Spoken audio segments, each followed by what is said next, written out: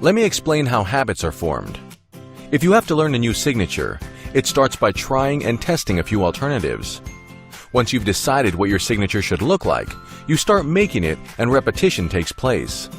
The more you sign, the more habitual it becomes, until the point of complete rote behavior is reached.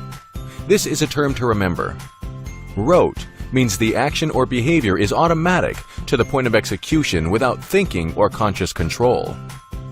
All the behaviors we repeat become patterns.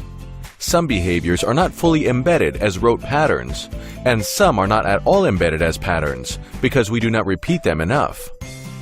The more we repeat a specific behavior with purpose and success, the more that behavior becomes a pattern with less conscious control. At a certain point, the pattern becomes rote.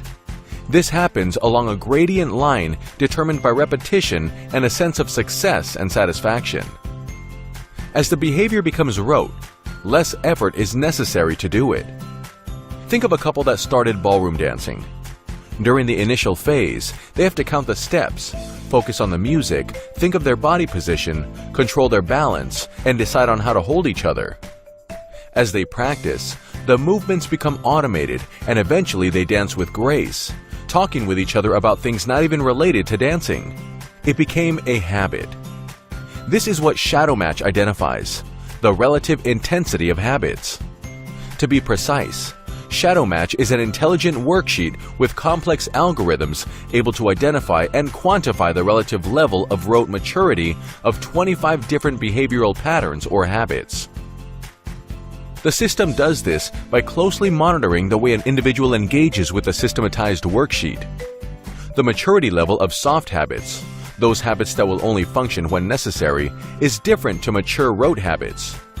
For example, if the habit of problem solving is developed only to the intensity of necessity, we can predict that the individual will only behave as a problem solver when it is necessary. He will have to actively plan such behavior, and it will be executed with a high level of conscious control.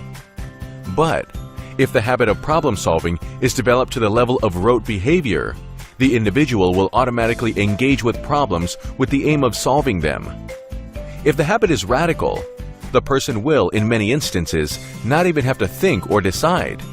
In some instances, the behavior of the individual is controlled by the intensity of the habit and not by choice or conscious decision. Habits are reliable predictors of behavior. The relative intensity of a habit, as indicated by Shadow Match, is a reliable predictor of behavior.